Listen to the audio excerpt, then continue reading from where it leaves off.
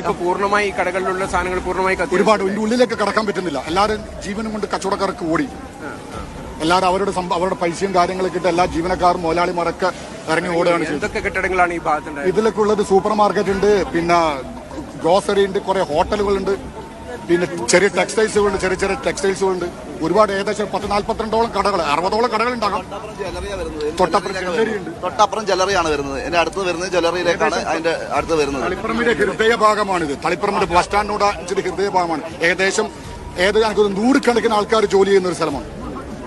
അതുപോലെ സ്ഥിരമായിട്ട് നല്ല ജനനിബിഡമായിട്ട് സ്ഥിരമായിട്ട് രാവിലെ 7 മണി മുതൽ വൈകിട്ട് രാത്രി 9 മണി വരെ എപ്പോഴും തിരക്കുള്ള ഒരു ഏരിയയാണ് KV കോംപ്ലക്സ് എന്ന് പറഞ്ഞാൽ. ആ കോംപ്ലക്സ് ഇത് ആദ്യം ഏത് കടയിലാണ് പിടിച്ചത്? ഒന്നും അറിയില്ല. ഞങ്ങളെ പോലെ കച്ചവടക്കാരാണ്. ഞങ്ങളൊക്കെ വളരെ മനസ്സ് വേദനിച്ചു. തന്നെ അദ്ദേഹം പറഞ്ഞിരിക്കുന്നത് KV കോംപ്ലക്സ് എന്ന് പറഞ്ഞിട്ടുള്ള ഈ ബസ് സ്റ്റാൻഡിനോട് ചേർന്നിട്ടുള്ള ബിൽഡിംഗിലാണ് അല്ലെ? KV കോംപ്ലക്സിലല്ലേ? അവിടെ എന്തൊക്കെയാ പ്രവർത്തിച്ചിരുന്നത്? അവിടെ ഒരുപാട് കടകളുണ്ട്, ചെറുതും വലുതുമായ 40-60ഓളം കടകളുണ്ട്. സ്റ്റേഷനറി ഉണ്ട്, പിന്നെ ഒരുപാട് ടെക്സ്റ്റൈൽസ് ഉണ്ട്, ഹോട്ടലുകളുണ്ട്, ക്രോക്കറി ഐറ്റംസ് ഉണ്ട്. അതായത് ഈ പറയുന്ന നമുക്കിപ്പോ കാണാൻ കഴിയും ബസ് സ്റ്റാൻഡിനോട് ചേർന്ന് നേരത്തെ തന്നെ തളിപ്പറമ്പിന്റെ പ്രശസ്തമായിട്ടുള്ള അക്ഷയ സ്വീറ്റ്സ് എന്ന് പറയുന്ന ഒരു ബേക്കറി കടയുണ്ട്. അതിനോട് ചേർന്ന് വികാസ് ഫുഡ് സ്റ്റാള്, അതും തളിപ്പറമ്പുകാർക്ക് എല്ലാവർക്കും അറിയുന്നതാണ്. വികാസ് ഫുഡ് സ്റ്റാൾ എന്ന് പറഞ്ഞു കഴിഞ്ഞാൽ തളിപ്പറമ്പിന്റെ തന്നെ ഏറ്റവും പ്രശസ്തമായിട്ട് അതിനോട് ചേർന്നിട്ടുള്ള കോംപ്ലക്സിലാണ് ഈ തീപിടുത്തം ഉണ്ടായത്. ആദ്യം ഉണ്ടാകുന്നത് ഈ വികാസ് ഫുഡ് സ്റ്റാളിനോട് ചേർന്നിട്ടുള്ള ബിൽഡിംഗിലാണ്. അവിടെ നിന്നാണ് പിന്നീട് ഇങ്ങ് പൂക്കോത്ത് നടയുടെ മേഖലയിലേക്ക് വരുന്ന ആ ഭാഗങ്ങളിലേക്ക് കൂടി വ്യാപിച്ചത്. അപ്പോഴേക്കും 3 കോംപ്ലക്സുകൾ കവർ ചെയ്ത് കഴിഞ്ഞു. പൂർണ്ണമായി കത്തി അമരുന്ന തരത്തിലുള്ള സാഹചര്യത്തിലേക്ക് കാര്യങ്ങൾ വന്നു.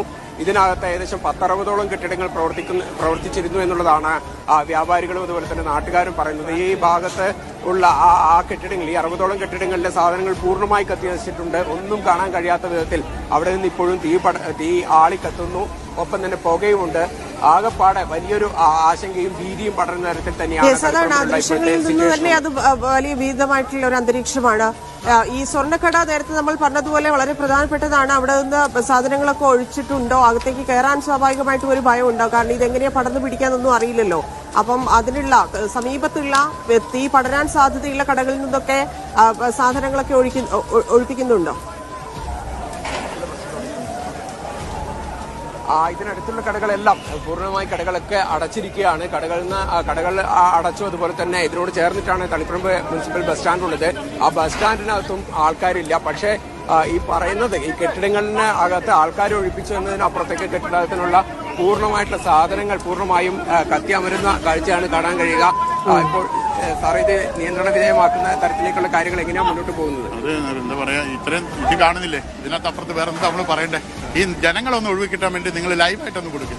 ഈ ജനങ്ങളൊന്ന് ഒഴിവാക്കിട്ടെ. ഇതിപ്പം ഈ പണി ചെയ്തോണ്ടിരിക്കുന്ന പണിയെടുക്കാൻ പറ്റുന്നില്ല. പൂർണ്ണമായിട്ടുണ്ടോ ആൾക്കാർ? അതെല്ലാം ഒഴിവായി, ആ ബിൽഡിംഗ് നല്ല ഒഴിവായി. പക്ഷെ നമുക്ക് ബുദ്ധിമുട്ടെന്ന് അറിയാം. ഈ കാണുന്ന ജനങ്ങളൊന്ന് ഒഴിവാക്കിയിട്ടാൻ വേണ്ടി നമ്മുടെ ഫയർഫോഴ്സിന്റെ സംവിധാനങ്ങളൊക്കെ അതെല്ലാം ഓക്കെയാണ്. വണ്ടി ഉള്ളതാണെങ്കിലും വളരെ കറക്റ്റായി വർക്ക് ചെയ്യുന്നുണ്ട്. കൂടുതൽ സംവിധാനങ്ങൾ അദ്ദേഹം പറയുന്നത് വളരെ പ്രധാനപ്പെട്ട കാര്യമാണ്. കാരണം രക്ഷാപ്രവർത്തനം നടത്തേണ്ടതുണ്ട്. ഇല്ലെങ്കിൽ ഈ തീ അണയ്ക്കേണ്ട വലിയ ഉത്തരവാദിത്വം അവർ ഏറ്റെടുത്തിരിക്കുകയാണ്. അതിനുവേണ്ടി സഹായിക്കുന്നവരല്ലാതെ മറ്റു നാട്ടുകാർ അവിടെ നിന്ന് മാറി നിൽക്കുക എന്നുള്ളത്